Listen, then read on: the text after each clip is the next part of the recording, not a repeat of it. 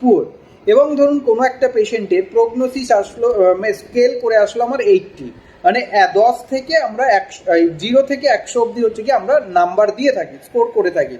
এবং আমরা সেই স্কোরের উপরে বেস করে পুরো আমরা ডিসচার্জ পেপারে বা হচ্ছে কি আমাদের ওপিডি পেপারে আমরা পুরো লিখে দিই যে বার্থেল ইন্ডেক্স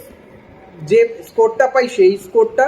এবং সেই স্কোরের যে সিগনিফিকেন্ট জিনিসপত্রগুলো সেগুলো আমরা করে দিই বা লিখে দিই, এবং হচ্ছে গিয়ে পেশেন্ট পার্টিকে সেটা ভালো করে কাউন্সিলিং করে দিই যে পেশেন্ট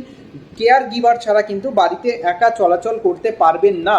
তাহলে তার কেয়ার গিভার সবসময় থাকা উচিত। সেই care giver is a 24 hour or care giver is in case of the 12 hours, whatever, but হচ্ছে গিয়ে কিন্তু আমরা সেটা ক্লিয়ার করে লিখে দিই, কারণ পেশেন্ট পার্টির নানান রকম প্রশ্ন থাকে, সেই প্রশ্নগুলোর আনসার কিন্তু আমাদের দিতে হয়। এবার বার্থেল ইন্ডেক্স করে আমার যে পেশেন্টটা এসেছিল সেই পেশেন্টের বার্থেল ইন্ডেক্স, আমার পেশেন্টের